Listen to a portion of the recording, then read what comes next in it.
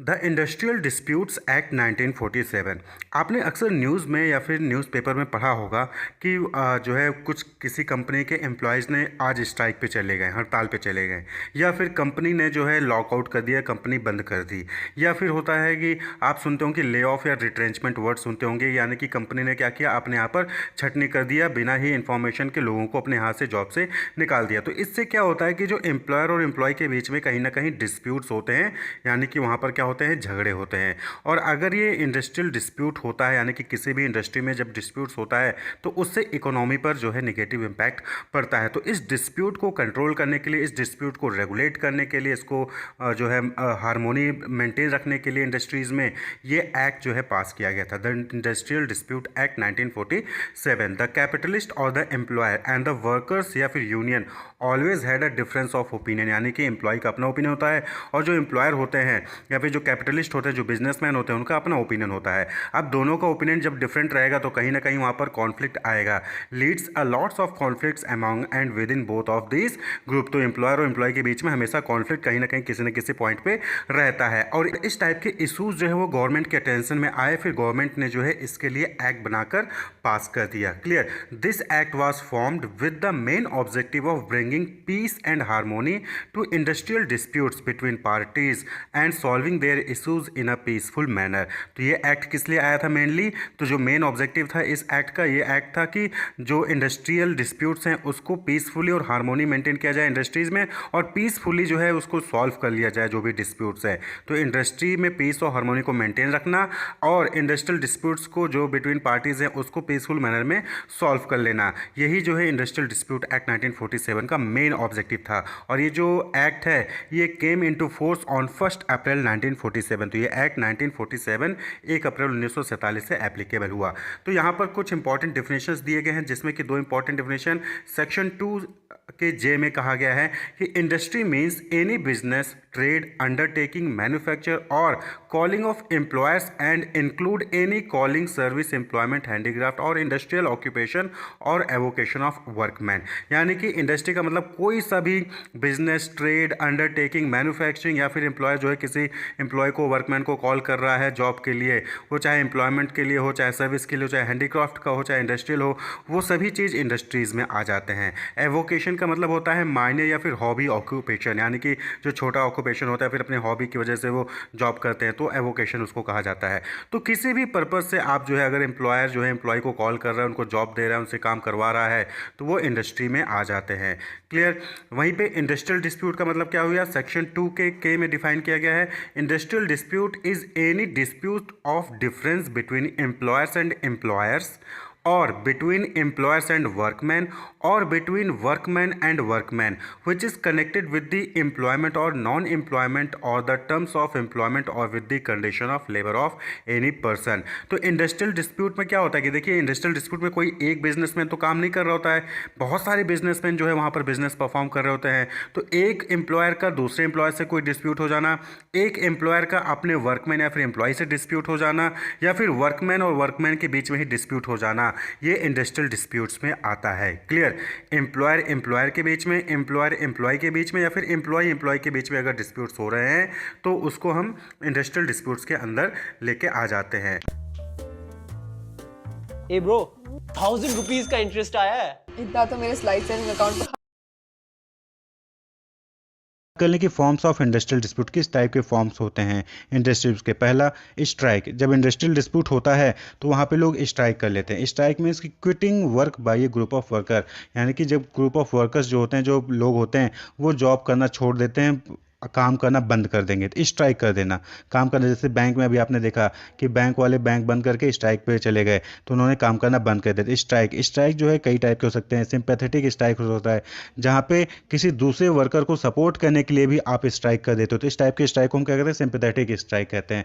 यानी कि बैंक वाले जो है स्ट्राइक कर रहे थे तो उनको देख के मैंने भी स्ट्राइक कर दिया, क्यों, हम बैंक वाले को सपोर्ट कर रहे हैं, तो sympathetic strike. General strike for the common demand of worker concern, यानी किसी एक इंडस्ट्री में जो कॉमन डिमांड होती है उसके सपोर्ट करने के लिए जो स्ट्राइक करते हैं वो जनरल स्ट्राइक होता है। Seat down strike, seat down strike में क्या होता है कि worker stop doing the work but also do not leave the place of work, यानी कि वर्कर जो है काम नहीं करेंगे लेकिन ऑफिस जाएंगे, ऑफिस में जाएंगे, वहाँ बैठेंगे लेकिन कोई भी काम नहीं करेंगे, तो उसको कहते हैं sit down strike.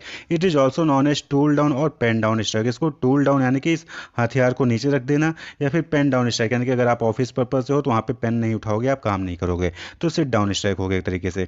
Slow down strike हो गया, यहाँ पे स्लो डाउन यानी कि काम करने की गति को, काम करने की स्पीड को आप कम कर दोगे, तो स्लो डाउन स्ट्राइक कहते हैं। एक दिन में आप जो है 50 यूनिट बनाते थे, अब जो है 25 यूनिट बना रहे हो, तो स्लो डाउन स्ट्राइक। सिक आउट या सिक इन, सिक आउट सिक इन क्या होता है कि यहाँ पे क्या होगा कि सारे लोग एक ही दिन छुट्टी ले लोगे, और कौन से बेसिस पे कि सिक लीव, सभी को सिक लीव मिलती है और सभी ने एक ही दिन सिक लीव लगा के जो है छुट्टी ले ली, तो इसको भी क्या कहते हैं, एक तरीके का स्ट्राइक कहता है। भाई एक ही दिन सारे लोग कैसे सिक हो सकते हैं, बीमार हो सकते हैं, नहीं हो सकते, लेकिन स्ट्राइक करने का एक तरीका होता है।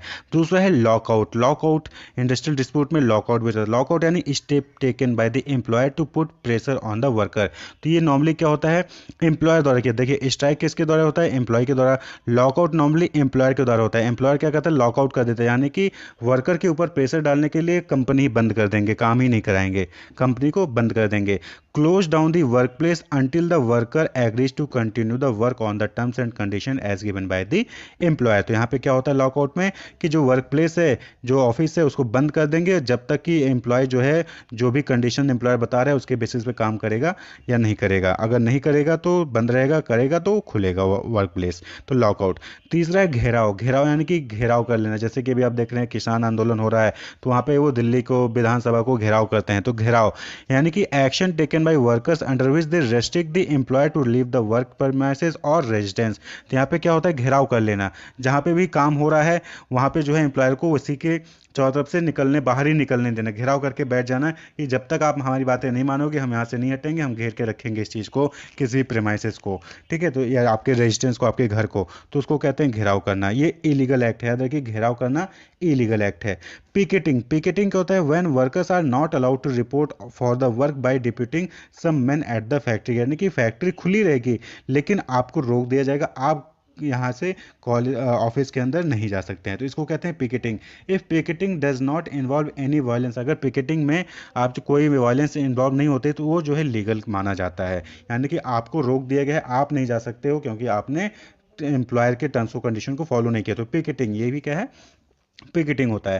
तो ये क्या है, फॉर्म्स ऑफ इंडस्ट्रियल डिस्प्यूट्स हैं, यानी कि अगर इंडस्ट्रियल डिस्प्यूट हुआ तो स्ट्राइक हो सकती है जो कि एम्प्लॉय करता है, लॉकआउट हो सकता है जो कि एम्प्लॉयर करता है, घेराव हो सकता है जो कि एम्प्लॉय जो है वर्क प्लेस को जाके घेर लेते हैं, पिकेटिंग हो सकता है जहाँ पे एम्प्लॉयर जो है एम्प्लॉय को अंदर आने ही नहीं देगा। तो ये क्या कब होता है, जब इंडस्ट्रियल डिस्प्यूट्स होते हैं। तो अब बात कर लें इस एक्ट की एप्लीकेबिलिटी की, तो ये एक्ट जो है extend to whole of India, यानी कि पूरे इंडिया पर ये एक्ट एप्लीकेबल है।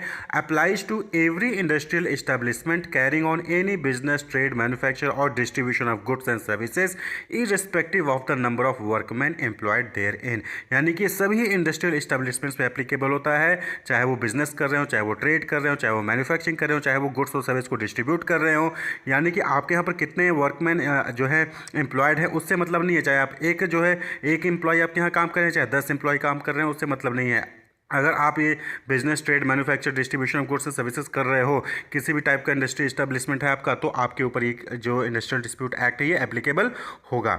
Every person employed in an establishment including contract labour, apprentices and part time employees to do any manual, clerical, skilled, unskilled, technical, operational और supervisory work is covered by the act, यानी कि कोई भी person अगर किसी establishment द्वारा employ किया गया है और वो चाहे वो लेबर हो, चाहे अप्रेंटिस हो, चाहे वो पार्ट टाइम एम्प्लॉय हो, वो चाहे क्लर्क का काम करता हो, चाहे वो स्किल्ड एम्प्लॉय हो, चाहे वो अनस्किल्ड एम्प्लॉय हो, चाहे वो टेक्निकल एम्प्लॉय हो, चाहे वो ऑपरेशनल एक्टिविटी परफॉर्म कर रहा है, चाहे वो सुपरवाइजरी का काम कर रहा है, वो जो है इस एक्ट में कवर किया जाएगा। Clear.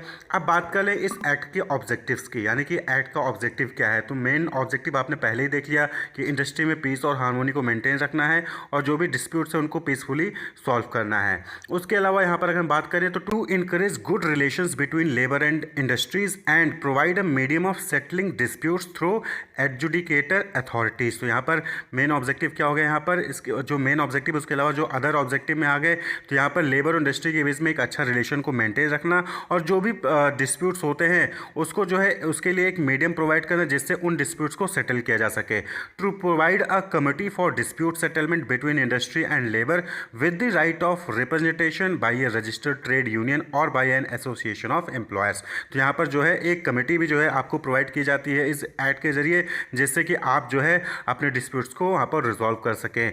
Prevent unauthorised strike and lockouts, यानी कि अनऑथराइज यानी कि बिना मतलब जो है आप स्ट्राइक किए जा रहे हो, फिर लॉकआउट हो रहा है, कंपनी बंद हो जा रही है, उसको रोकने के लिए जो है ये इंडस्ट्रियल डिस्प्यूट एक्ट जो है आया।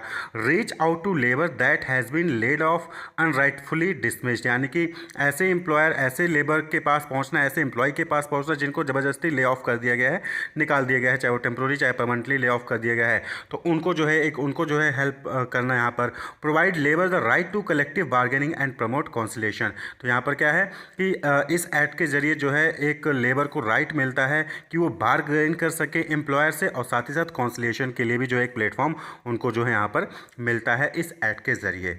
तो अब बात कर लें कि अथॉरिटीज़ जो हैं इस एक्ट में कितनी अथॉरिटीज़ होती हैं जिनके जरिए आप ये जो डिस्प्यूट्स हैं उसको रिजॉल्व किया जा सकता है। तो the act provide for the following authorities for investigation and settlement of industrial dispute. तो जब भी कोई इंडस्ट्रियल डिस्प्यूट होता है तो ये जो फॉलोइंग यहाँ पर 7 आप जो है कमेटी या फिर ट्रिब्यूनल्स देखेंगे जिनके जरिए जो है इन्वेस्टिगेशन करके डिस्प्यूट्स को सेटल किया जाता है। तो वर्क कमेटी होती है, कॉन्सिलेशन ऑफिसर होता है, बोर्ड ऑफ कॉन्सिलेशन होता है, court of inquiry, labour court, labour tribunal जिसको हम इंडस्ट्रियल ट्रिब्यूनल भी के नाम से भी जानते हैं, और वहीं पे नेशनल ट्रिब्यूनल ये होता है। तो ये 7 जो हैं अथॉरिटीज़ होती हैं इस एक्ट में जो कि इंडस्ट्रियल डिस्प्यूट को रिजॉल्व करने की कोशिश करते हैं। तो सबसे पहले वर्क कमेटी। तो वर्क कमेटी सेक्शन 3 में डिस्कस किया गया है, consisting of representative of employers and workman. तो यहाँ पर क्या होता है कि ये जो वर्क कमेटी होती है इंडस्ट्री के लेवल पे होती है, तो यहाँ पर जो है एम्प्लॉयर और वर्कमैन यहाँ से उनके रिप्रेजेंटेटिव जो हैं इस वर्क कमेटी में होते हैं। Main objective of the work committee is to solve the problem arising in the day to day working of a concern and to secure industrial harmony. तो वर्क कमेटी का main objective क्या होता है कि जो डे टू डे डिस्प्यूट्स हो रहे होते हैं उसको सॉल्व कर लेना, यानी कि हाथों हाथ तुरंत के तुरंत प्रॉब्लम को सॉल्व करना, जैसे कि इंडस्ट्री में हार्मोनी मेंटेन रहे।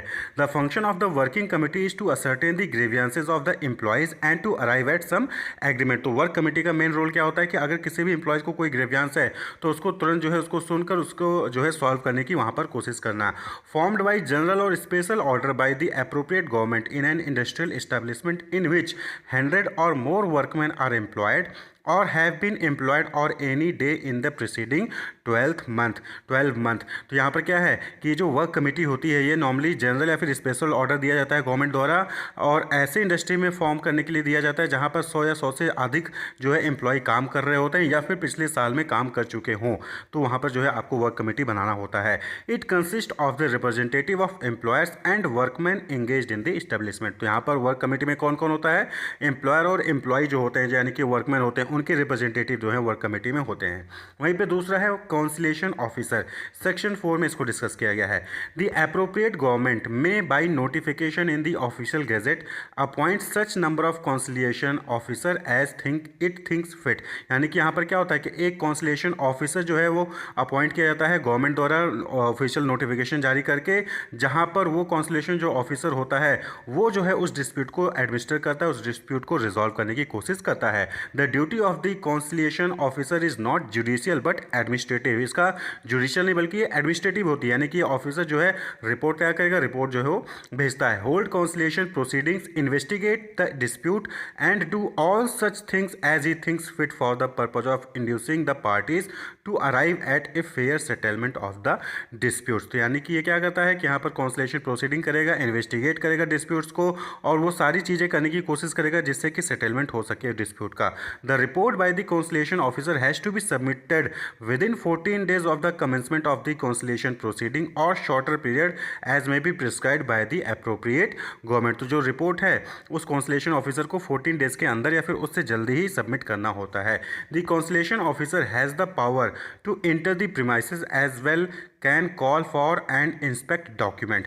तो जो कॉन्सलेशन ऑफिसर होता है उसके पास ये पावर होती है कि वो जो है किसी भी प्रीमाइसेस में जाकर इन्वेस्टिगेट कर सके, यानी कि जहाँ के लिए उसको बोला गया वहाँ पे जाकर इन्वेस्टिगेट कर सके, और जो भी उसको डॉक्यूमेंट चाहिए, फिर जिस भी वर्कमैन या फिर एम्प्लॉय या फिर एम्प्लॉयर को बुला के इन्वेस्टिगेट करना है वो इन्वेस्टिगेट कर सकता है। वहीं पे तीसरा है बोर्ड ऑफ कॉन्सलेशन, यानी कि सेक्शन 5 में। तो कॉन्सलेशन ऑफिसर में क्या होता है, एक पर्सन को अपॉइंट कर दिया, वो जाके अपना करता है। अब एक से काम नहीं होता, यहाँ पे बोर्ड ऑफ कॉन्सलेशन यानी कि यहाँ पे क्या होता है कि consist of a chairman and 2 और 4 other member in equal number representing the parties of the dispute as the appropriate government think fit. तो यहाँ पे एक कॉन्सलेशन ऑफिसर होता है, यानी कि चेयरमैन होगा, और चेयरमैन के साथ 2 या फिर 4 एम्प्लॉयज़ होंगे जो कि रिप्रेजेंट करते हैं किसको, पार्टीज़ को, जो भी डिस्प्यूट्स में, यानी कि एम्प्लॉयर एम्प्लॉय के बीच में है तो एम्प्लॉयर और एम्प्लॉय के लोगों को वो रिप्रेजेंट करेंगे। दोनों तरफ से होंगे, 2 एम्प्लॉयर तो 2 एम्प्लॉय की साइड से होंगे, या फिर एक एम्प्लॉयर और एक एम्प्लॉय की साइड से होगा। क्लियर। तो यहाँ पर चेयरमैन के साथ 2 या 4 जो है मेंबर होते हैं जो कि रिप्रेजेंट करते हैं डिस्प्यूट पार्टीज से।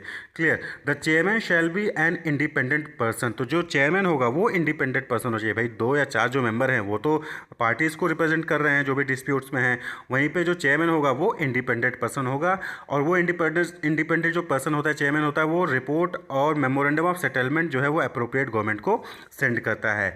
Has to send a full report of the appropriate government to the appropriate government setting for the step taken by the board in case no settlement is arrived at. यानी कि अगर कोई settlement नहीं हो पाता है तो उस केस में पूरी रिपोर्ट जो है वो अप्रोप्रिएट गवर्नमेंट को भेजना होता है, बोर्ड ऑफ कॉन्सलेशन को।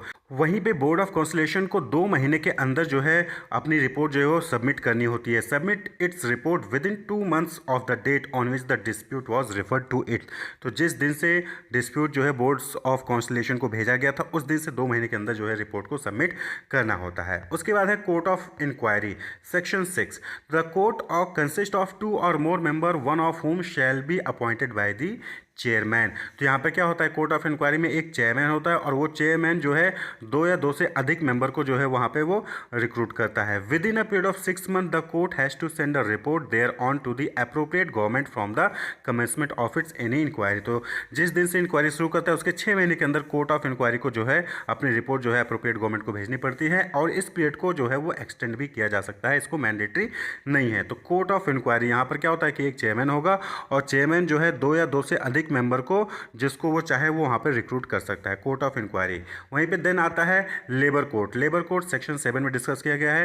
तो consist of 1 person only to be appointed by the appropriate government. तो लेबर कोर्ट में क्या होता है कि कोई एक पर्सन को गवर्नमेंट जो है वो अपॉइंट करती है, और वो लेबर कोर्ट में जो एक पर्सन होगा वो कौन होगा, तो a person shall be presiding officer of a labour court unless he is और हैज़ बीन ए जज ऑफ द हाई कोर्ट। यानी कि वो पर्सन या तो रह चुका हो या तो है क्या, जज ऑफ हाई कोर्ट।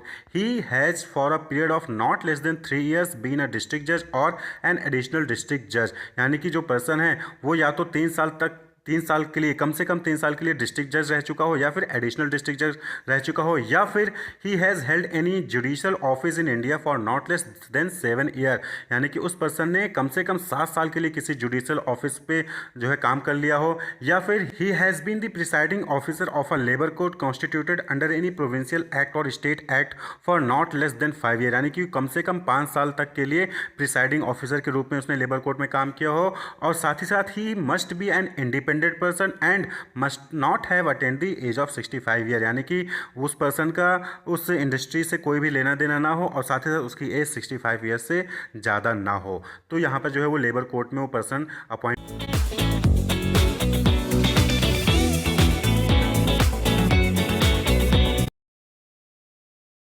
आ सकता है। वहीं पे बात कर ले लेबर ट्रिब्यूनल की। तो लेबर ट्रिब्यूनल्स सेक्शन 7A में डिस्कस किया गया है। Consist of 1 person to be appointed by the appropriate government. इस लेबर ट्रिब्यूनल में भी जो है एक पर्सन होता है जो कि अपॉइंट किया जाता है गवर्नमेंट द्वारा, अप्रोप्रिएट गवर्नमेंट द्वारा। लेकिन यहाँ पर जो है यहाँ पर 2 पर्सन जो है एज अ एसेसर दिए जाते हैं जो कि एडवाइस करते हैं इस पर्सन को। तो the person shall not be qualified unless, यानी कि यहाँ पर जो सिंगल पर्सन जिसको अप्रोप्रिएट गवर्नमेंट अपॉइंट कर रही है लेबर ट्रिब्यूनल में, उसकी क्या क्वालिफिकेशन चाहिए, तो ही इज़ ए जज ऑफ द हाई कोर्ट। यानी कि वो जज होना चाहिए हाई कोर्ट का। इससे पहले जो आपने लेबर कोर्ट देखा, लेबर कोर्ट में या तो हो या वो रह चुका हो, यहाँ पर ही इज़ ए जज ऑफ हाई कोर्ट, वो हाई कोर्ट का जज होना चाहिए। And he has for a period of not less than 3 years been a district जज और एन एडिशनल डिस्ट्रिक्ट जज, यानी कि उसने 3 साल तक कम से कम डिस्ट्रिक्ट जज या फिर एडिशनल डिस्ट्रिक्ट जज के रूप में काम किया हो। और the appropriate government may if it so think fit may appoint 2 person as assessors to advise the tribunal in the proceeding before it. तो यहाँ पर 2 असेसर को जो है अपॉइंट किया जा सकता है, वो भी कौन करेगा, गवर्नमेंट करेगा, जो कि एडवाइस करेंगी लेबर ट्रिब्यूनल को। क्लियर। वहीं पे नेक्स्ट है नेशनल ट्रिब्यूनल, सेक्शन 7B में डिस्कस किया गया है। तो are involved only in case of the questions of national importance और if they are of such a nature that industrial establishments situated in more than one state are likely to be interested in or affected by such industrial dispute। तो national tribunal यानी कि यहाँ पे क्या हो रहा है कि नेशनल ट्रिब्यूनल तब बनता है जब कोई नेशनल इंपॉर्टेंस वाली लेवल का डिस्प्यूट हो, यानी कि एक स्टेट में भी है, दूसरे स्टेट में भी है वो इंडस्ट्री, और दोनों स्टेट के बीच में डिस्प्यूट हो रहा है, दोनों स्टेट वहाँ पे इंटरेस्टेड हैं, या फिर इससे क्या हो रहा है कि पूरा नेशन जो है अफेक्ट हो सकता है, तो उस केस में नेशनल ट्रिब्यूनल जो है वहाँ पर बनता है। It consist of 1 person only to be appointed by the central government. यहाँ पर भी क्या है कि एक पर्सन जो है अपॉइंट किया जाएगा सेंट्रल गवर्नमेंट द्वारा। The person shall not be qualified for appointment as the presiding officer unless he is और हैज़ बीन अ जज of high court. The central government may if it thinks fit appoint 2 person as assessor to advise the national tribunal in the proceeding before it. तो यहाँ पर भी क्या है कि जज ऑफ हाई कोर्ट को यहाँ पे अपॉइंट किया जा सकता है, और 2 असेसर को भी यहाँ पर जो है अपॉइंट किया जाएगा, जो कि एडवाइस करेंगे नेशनल ट्रिब्यूनल को। यहाँ पर कौन अपॉइंट करेगा, सेंट्रल गवर्नमेंट अपॉइंट करती है। क्लियर। तो नेशनल ट्रिब्यूनल जब नेशनल इंटरेस्ट से रिलेटेड होता है, जिसकी वजह से नेशन पे जो है वहाँ पर डिस्प्यूट का इफेक्ट नेशन पे पड़ने वाला है, तो उस केस से जो है क्या होगा, नेशनल ट्रिब्यूनल वहाँ पर बनाया जाता है। अब बात कर लें procedure and power of authorities. तो सेक्शन 11 में procedure and power of authorities के बारे में डिस्कस किया गया है। तो एवरी कॉन्सुलेशन ऑफिसर और मेंबर ऑफ अ बोर्ड और कोर्ट और presiding officer of a labour court, industrial tribunal or national tribunal after giving notice can enter the premises occupied by any establishment to which the dispute relate and follow such procedure as the arbitrator or other authority concerned may think fit। तो यहाँ पर क्या है कि यहाँ पर जो है कॉन्सुलेशन ऑफिसर को या फिर मेंबर ऑफ बोर्ड या कोर्ट या फिर presiding officer labour court, industrial tribunal या फिर नेशनल ट्रिब्यूनल के जो होते हैं, उनको ये हक होता है कि वो जो भी डिस्प्यूट, जिस भी इंडस्ट्री में डिस्प्यूट है, जिस भी इस्टेब्लिशमेंट पे डिस्प्यूट है, वहाँ पर वो उसके प्रीमाइसेस में जा सकें और जो भी अप्रोप्रिएट एक्शन है वो वहाँ पर वो ले सकते हैं। They have the same power as are vested in the civil court under the code of civil procedure 1908, जैसे कि enforcing the attendance of any person and examining him on oath. तो यहाँ पर किसी भी पर्सन को बुलाया जा सकता है, उसको जो है एग्जामिन किया जा सकता है। Compelling the production of document and material object, यानी कि उस डिस्प्यूट से रिलेटेड जो भी डॉक्यूमेंट्स हैं या फिर मटेरियल्स हैं उसको जो है वो डिमांड कर सकता है। Issuing commissions for the examination of witness, तो वहाँ पर जो है विटनेस की एग्जामिनेशन के लिए कमीशंस को भी इशू कर सकते हैं, ये पावर होती है। एन असेसर और assessors may be appointed by the conciliation board, labour court and court of inquiry, industrial tribunal और national tribunal for advice having special knowledge on that matter. तो असेसर या फिर जो असेसर्स होते हैं उनको अपॉइंट किया जा सकता है। The conciliation officer may enforce the attendance of any person for the purpose of examination of such person or call for and inspect the document। तो ये जो है उनके राइट हैं, पहले भी हमने डिस्कस कर लिया।